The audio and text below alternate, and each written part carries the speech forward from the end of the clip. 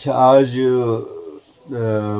Wakhan valley Pamir highway का एक हिस्सा ख़त्म हुआ, तो आज मैं वाखान वैली में सफ़र करूंगा शुरू अपना, जो कि करीबन 200 किलोमीटर का सफ़र है। तो 200 किलोमीटर के बाद फिर जो है ना पामीर हाईवे आएगी, जो कि हाई अल्टीट्यूड है। कराकोल लेक, मुरगाब, ऊपर काफ़ी हाइट से वो गुज़रती है, जो किर्गिज़स्तान से आती है। तो आज इंशाल्लाह मेरा सफ़र वाखान वैली का है। वाखान वैली यहाँ भी है ताजिकिस्तान में और अफ़गानिस्तान में भी, और छोटा सा एक हिस्सा पाकिस्तानी साइड पे भी है। आज मैं उस जगह पे भी जाऊँगा, लंगर उस जगह का नाम है, जहाँ से पाकिस्तान यानी गिलगित बल्तिस्तान सिर्फ 16 किलोमीटर दूर है। तो वहाँ भी विज़िट करूँगा मैं, आपको भी विज़िट कराऊँगा मैं। तो आपसे रिक्वेस्ट है, मेरे चैनल को सब्सक्राइब लाजमी कीजिएगा। इंशाल्लाह आज पूरा 200 किलोमीटर वाखान वैली में गुजारूंगा मैं, जिसमें हॉट स्प्रिंग बीबी फातिमा है, एंड लंगर है, एंड खरागोश है, और भी कुछ जगह है जहां मैं विज़िट करूंगा। इसके बाद इंशाल्लाह कल मैं खरागोश पास क्रॉस करके दोबारा से पामीर हाईवे ज्वाइन करूंगा इंशाल्लाह। ये बरादर जो है स्लोवाकिया से है, यूरोप से है, सॉरी ये स्लोवानिया से आए हैं साइकिल पे, बाइसिकल पे। तो ये साइकिल स्टे बुनियादी तौर पे बेसिकली। तो आज इन्होंने जाना है मुरगाब, सॉरी खोरग। खोरग से ये जाएंगे फिर, चूँकि इनको पासपोर्ट का थोड़ा इशू है, तो ये जाएंगे दुशंबे टैक्सी में, वहाँ से फिर बाई एयर वापस जाएंगे। ये इससे पहले नेपाल भी गए हैं, किर्गिस्तान भी विज़िट किया है। तो अभी हम डाइनिंग टेबल पे बैठे हैं ब्रेकफास्ट के लिए। तो अभी हम दोनों की रवानगी है, मेरी रवानगी ऊपर की जानिब है, इनकी रवानगी नीचे की जानिब है इंशाल्लाह। How are you brother? I'm okay. Great. You are from Slovakia. Slovenia. Slovenia, Yes. Slovenia, It's a Slovenia. different country. It is ex-Yugoslavia country. It's very beautiful. Very beautiful. Yes. And would you like to visit Pakistan? Uh-huh. As you told me yesterday, I would like to visit also Pakistan. Next year, inshallah. Karakoram Highway. Next year, not. It will too soon. In 2 years or 3. 2 years. Yes, yes. Karakoram I Highway. cannot travel every year. Okay, okay, okay. No problem, no problem. So, inshallah, we will wait. तो आज मेरी रवानगी इश्कसम से मुरगाब है, या खरागोश पास तक मेरी हो सकता है रात हो जाए। अभी ये जो है ना, ये मैं वाखान वैली में इंटर हो चुका हूँ। ये वही वाखान वैली है जो पाकिस्तान में मशहूर है वाखान कॉरिडोर के नाम से। तो यहाँ एक जगह है, अभी मैं फ़िलहाल मेरा ब्रेक ख़राब है, पिछला ब्रेक मेरा लग नहीं रहा है। कोई मैकेनिक मिस्त्री ढूंढ लूँगा जो उसको ख़राब ठीक करे, क्योंकि बज़ाहिर इसमें ऑयल भी है, सब कुछ है, फिर भी लेकिन ब्रेक लग नहीं रहा। प्रेशर बंद हो रहा है लेकिन ब्रेक नहीं लग रहा। तो ये कल से मसला हो रहा है मेरे साथ, लेकिन मैं इसी तरह चल रहा हूँ बग़ैर ब्रेक के ही, स्पीड कम रख के। तो उम्मीद है आगे कोई गाड़ी, यहाँ बाइक का मैकेनिक मिलना तो मुश्किल ही है, बस गाड़ी का ही कोई मैकेनिक मिले वही ठीक कर सकता है इसको। सेल्फ़ी स्टिक एक टूट गई, चूँकि ऑफ रोड सारा मैं कर रहा हूँ। ये एक सेल्फ़ी स्टिक टूट गई है, 2-3 इसके क्लिप टूट गई है। मैंने एक्स्ट्रा कोई 5-6 क्लिप रखे थे, अंदाज़ा था मुझे कि ऐसा हो सकता है। और सेल्फ़ी स्टिक मैंने तकरीबन 4 अपने साथ रखी है, जैसे इंस्टा 360 है इस तरह मैंने 4 साथ रखी है अपने। एक इंस्टा की है तो 3 आम सादा सी रखी है। तो फ़िलहाल एक टूट चुकी है। इसी तरह और छोटी छोटी चीज़ें जो मैंने एक्स्ट्रा डलवाई थी बाइक में, वो तकरीबन टूटती जा रही है आहिस्ता आहिस्ता। तो ऐसे सफ़र में ये लाजमी होना होता है, क्योंकि पामीर हाईवे आना, इसको देखना, एक्सप्लोर करना कोई मामूली बात नहीं है। यहाँ कुछ भी हो सकता है और हर किस्म के हालात के लिए तैयार रहना पड़ता है। अभी मैं आगे जहाँ जा रहा हूँ वहाँ इतनी ठंड है कि लोग कहते हैं भाई आप कैसे जाओगे, लेकिन मैं जाऊँगा। मैं आया हूँ इसीलिए। हो Argentina. I am from Jammu and Kashmir, Pakistan. Yes. When? I go Kyrgyzstan, China, Pakistan. Okay, thank you, bye.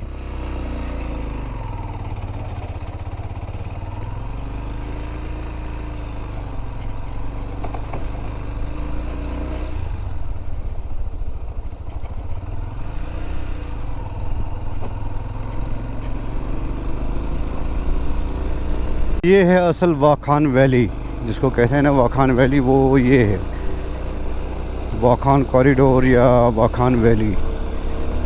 ये देख लें।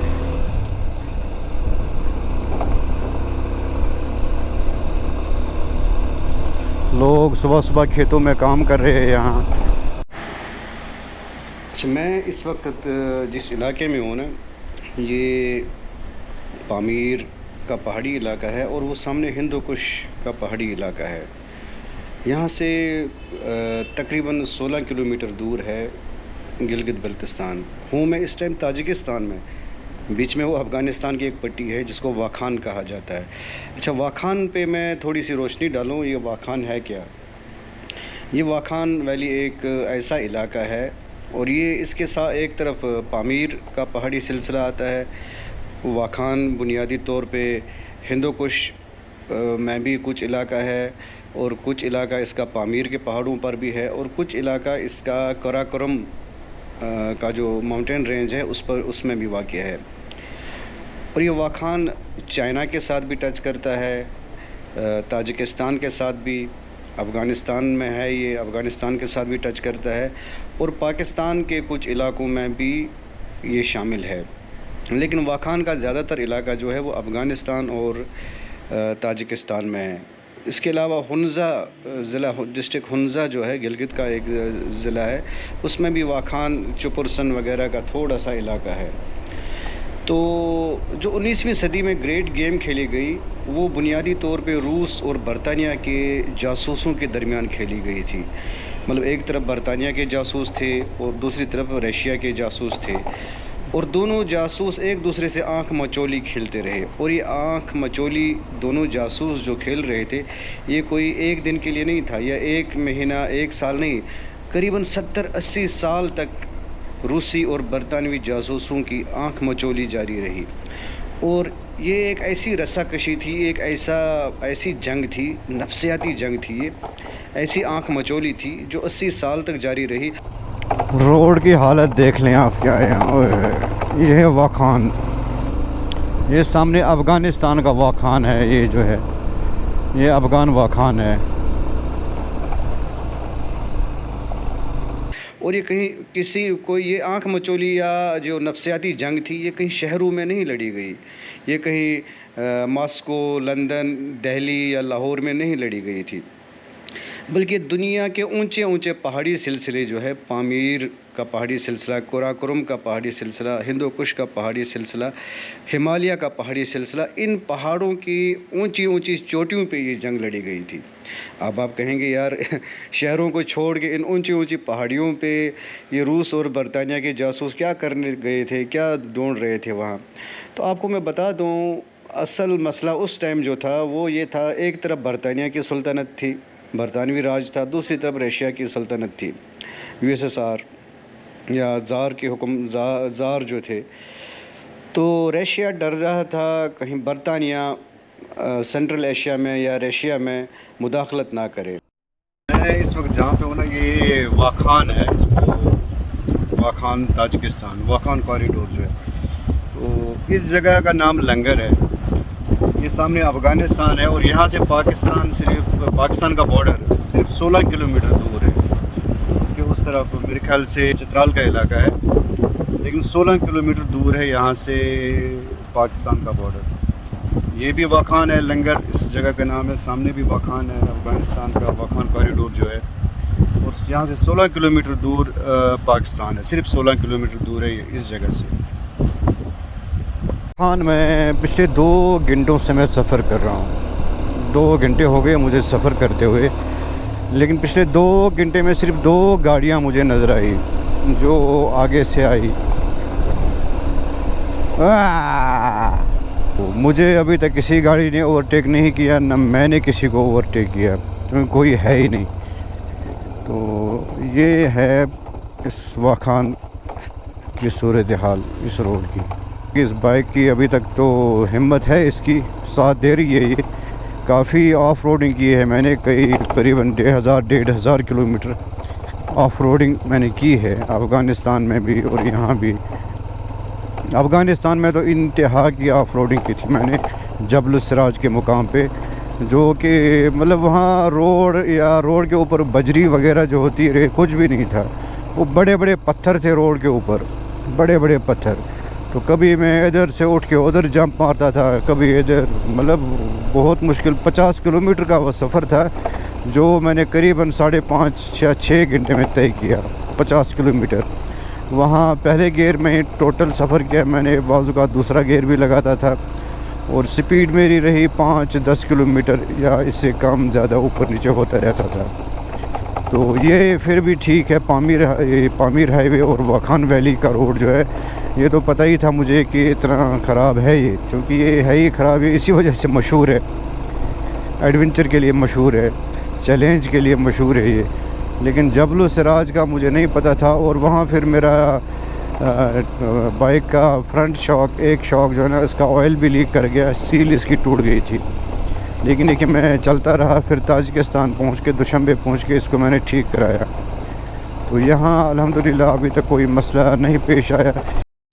और रशिया भी इसी चीज़ से डर रहा था और बरतानिया भी इसी चीज़ से डर रहा था, हर वक्त चौकस रहता था कहीं रूस जो है ना मुदाखलत ना करे आज़ाद इलाकों में। और उस टाइम जो आज़ाद इलाके थे वो ईरान था, अफ़गानिस्तान था, हुंज़ा का इलाका था या गिलगित या कश्मीर।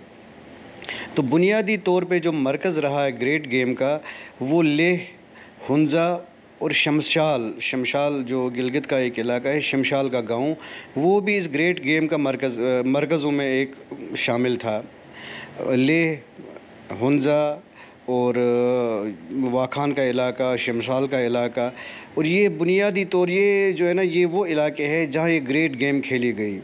अभी जो हमारी आजकल की जो नौजवान नस्ल है या आजकल जो, चूँकि मुतालिया कोई करता नहीं है कि हुंज़ा, लेह, लद्दाख, शमशाल या वाखान का जो इलाका है इनमें ये ग्रेट गेम कैसे लड़ी गई। तो ये एक लंबी चौड़ी दास्तान है। मैं मुख्तसर सा एक छोटा सा क्लिप बनाना चाहता हूँ, क्योंकि मैं आया हूँ यहाँ पे, ये जहाँ ग्रेट गेम खेली गई है ये पामीर के ऊंचे ऊंचे पहाड़, सामने मेरे हिंदुकुश के ऊंचे ऊंचे पहाड़ है। तो ये ग्रेट गेम करीबन 80 साल तक जारी रही और आखिर में अच्छा, इसमें ग्रेट गेम में सबसे पहले जो बरतानिया की तरफ से एक जासूस भेजा जाता था उसका नाम था डॉक्टर मोरक्राफ्ट, जो कि ईस्ट इंडिया कंपनी के लिए आला नस्ल की घोड़ों की तलाश में थे। लेकिन बुनियादी तौर पे वो जासूस थे, लेकिन वो एक कारोबारी शख्सियत की हैसियत से तिब्बत में दाखिल हो जाता है, तिब्बत से फिर वो कश्मीर में दाखिल हो जाता है। तो इस तरह वो ईस्ट इंडिया कंपनी के लिए आला नस्ल के घोड़ों की तलाश में तिब्बत, लद्दाख वगैरह चला जाता है। अच्छा, बाद में एक किताब लिखी गई इस पर, उसका नाम था किताब लिखने वाले जो थे वो पीटर नाम था उसका। वो अपनी किताब द ग्रेट गेम में लिखते हैं कि कोई हिमालय के दर्रों के इस पार बर्फ़ानी इलाके में अपने दूसरे या तीसरे दौरे के दौरान डॉक्टर मोरक्राफ्ट एक तिब्बती अहलकार के घर में मौजूद थे। इनके लिए हर चीज़ नई थी। डॉक्टर मोरो के लिए तिब्बत में हर चीज़ नई थी, हर चीज़ हैरान कर देने वाली थी। लेकिन एक ही सबसे हैरान, सबसे परेशान जिस चीज़ से डॉक्टर मोरो हुए वो थे 2 यूरोपीय नस्ल के कुत्ते जो इन्होंने तिब्बत में देखे। और कुत्ते देख के परेशान हो जाते हैं कि भाई यूरोप के कुत्ते यहाँ आखिरकार क्या रहे। तो लेकिन चूँकि बुनियादी तौर पे एक जासूस था और जासूस इशारों से ही समझ जाता सब कुछ, तो डॉक्टर मोरो ने फ़ौरन अंदाज़ा लगा लिया कि भाई रूस के जासूस यहाँ पहुँच चुके हैं, चूँकि ये कुत्ते यूरोप से आए हैं और यूरोप का पहला बंदा मैं हूँ जो यहाँ आया है, और अगर मुझसे पहले कोई आया है तो वो रूस के जासूस ही होंगे। और ऐसा ही हुआ। बढ़ ही नहीं रही है, तो इस वजह से मुझे लगता है टाइम ज़्यादा लगेगा।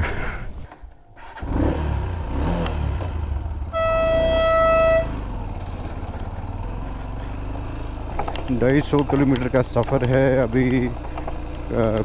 मुरगाब तक। मुझे नहीं लगता कि आज मैं 250 किलोमीटर का सफ़र कर पाऊँ, क्योंकि रोड ख़राब है और बाइक की स्पीड नहीं बढ़ा सकता हूँ मैं, क्योंकि बाइक के फिर एक नट पुर्जा इसका ढीला हो जाएगा। वैसे भी ढीले हो चुके हैं। रोड इंतहाई ख़राब है वाखान वैली की।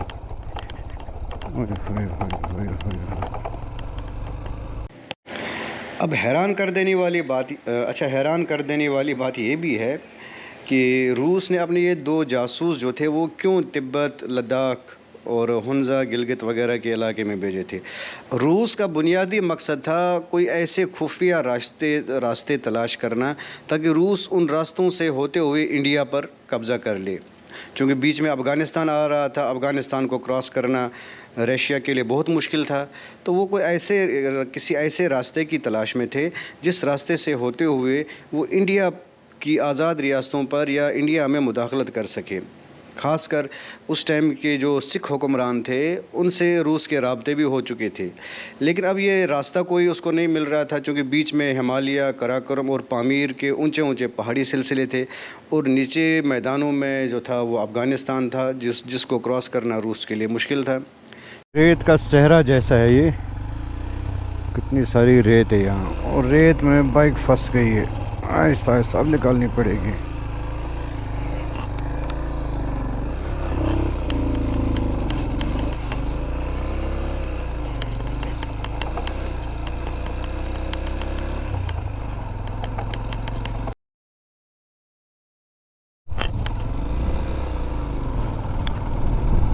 ये वाखान वैली की ग्रीन टनल देख लें, वाखान ताजिकिस्तान,